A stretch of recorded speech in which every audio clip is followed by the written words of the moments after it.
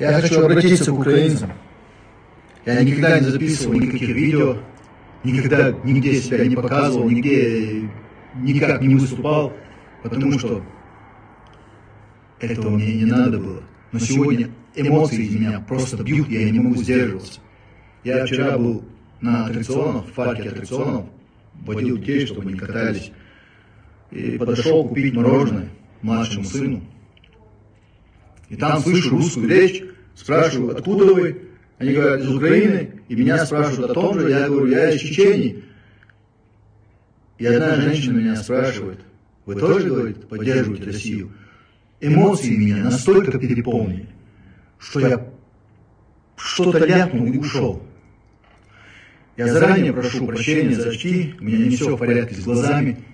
Я прошу прощения за эмоциональность. Я хочу обратиться к вам, украинцы.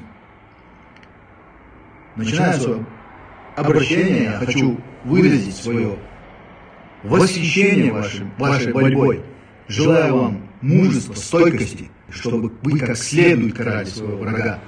И мы, иншаллах, к вам обязательно примкнем. Просто некоторые нюансы документов нас сдерживают. Но никак не слабость, не нехватка духа и не трусость.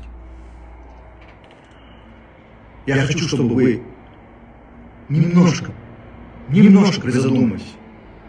Уделили просто несколько секунд своего времени, чтобы понять, что мы 300 лет воюем с русскими, пока вы считали их своими славянскими братьями. Хотя многие из вас об этом знали тоже. Но сегодня ни у кого на этой земле нету больше морального права, чем у нас, у чеченцев, сказать, мы знали, кто такие русские, мы вас предупреждали, всех, весь мир. Мы кричали, когда нас давили. Одномиллионный народ потерял 300 тысяч своего населения. Это все равно, что вы бы потеряли 15 миллионов. Из 300 тысяч больше 40 тысяч детей. У нас больше всего морального права сказать, мы знаем, кто такие русские. Мы пытались до всего мира это донести, но нас никто не слышал из-за их пропаганды, из-за того, что не были развиты коммуникации, как сегодня. Ни у кого не было телефонов в карманах, мобильных с видеокамерами. Но все-таки мир узнал, кто они такие.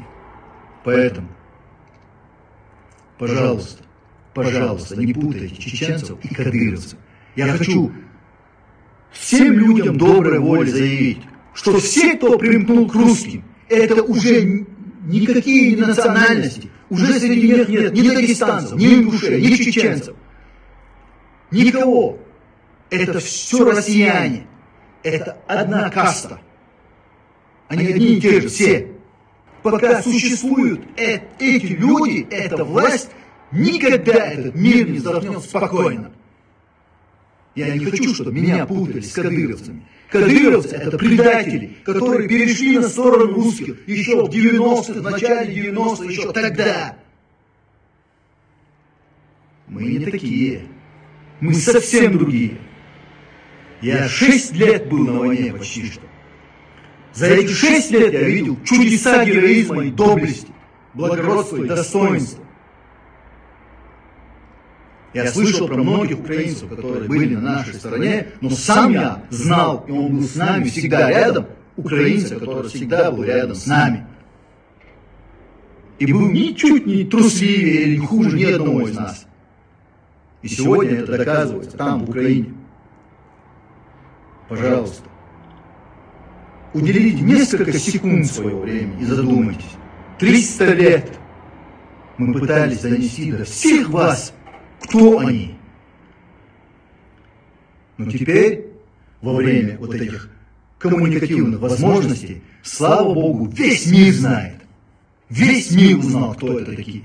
И теперь они уже не очистятся от этого. Когда они своей грязной, вонючей пропагандой, так же, как сегодня вас называют нацистами, бандеровцами, еще ниже кем-то, они точно так же оклеймили нас террористами, бандитами, какими-то боевиками, бандформированиями. Точно это же пропаганда. И весь мир им поверил тогда. поверил им больше, чем нам.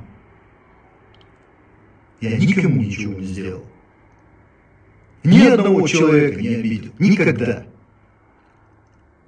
Когда они накрывали нас, моих друзей, знакомых, соседей, бомбовыми, ковровыми бомбардировками, я никому ничего не делал. Они вынудили нас что-то делать, как и вас сегодня. Это женщина, которая спросила меня: вы тоже поддерживаете Россию? Будь проклят тот, кто Россию поддерживает сегодня. Я проклинаю того, кто Россию сегодня поддерживает. Извините за эмоциональность еще раз.